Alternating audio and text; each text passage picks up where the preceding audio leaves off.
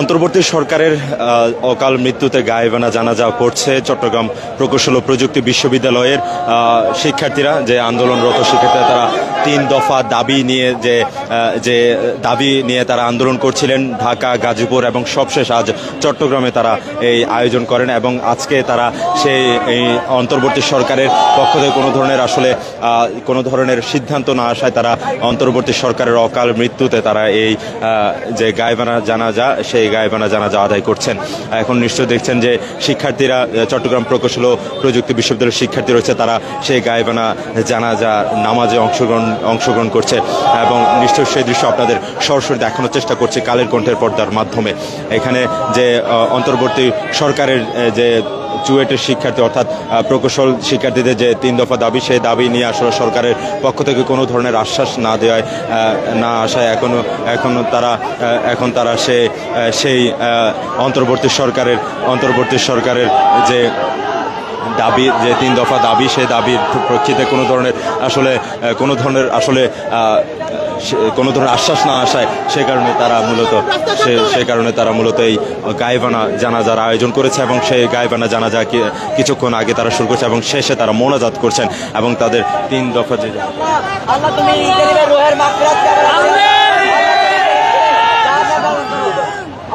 তুমি সুবোধ ফিরিয়ে দাও আল্লাহ, আল্লাহ তুমি টিপ্পা কোটার মেধা ফিরিয়ে দাও আল্লাহ,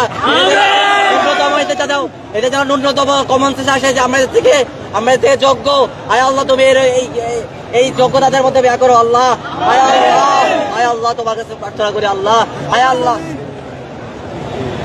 আল্লাহ যে গায়েবানা জানাজা পড়ছে আল্লাহ, এটাকে তুমি কবুল করে না আল্লাহ। আয় আল্লাহ তুমি ইন্টারনেটকে হেদায়েত দাও আল্লাহ। আয় আল্লাহ তুমি ইন্টারনেটকে হেদায়েত দাও। আর পরিশেষে আল্লাহ আমাদের সবাইকে তুমি এই দেশে বাধা উঁচু করে থাকার তৌফিক দান করো আল্লাহ।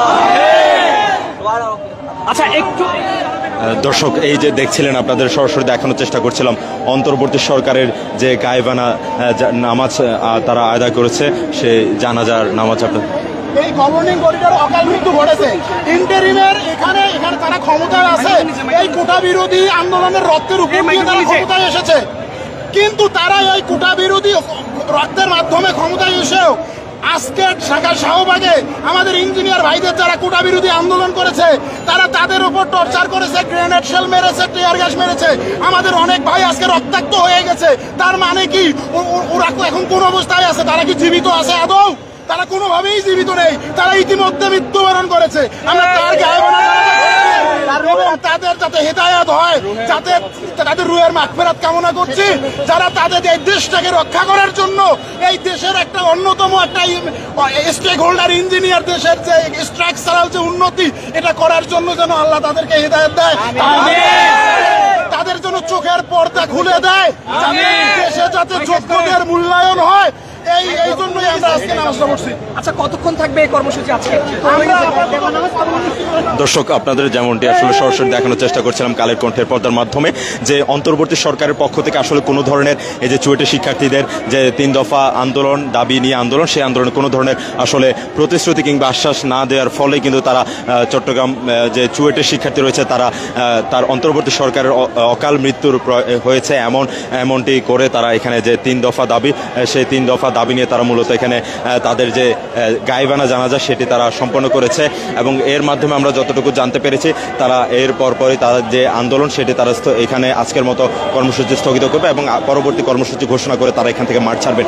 তো এই ছিল আমার কাছে চট্টগ্রাম থেকে চুয়েটের যে শিক্ষার্থীদের 3 দফা আন্দোলনের যে সবশেষ খবরাখবর।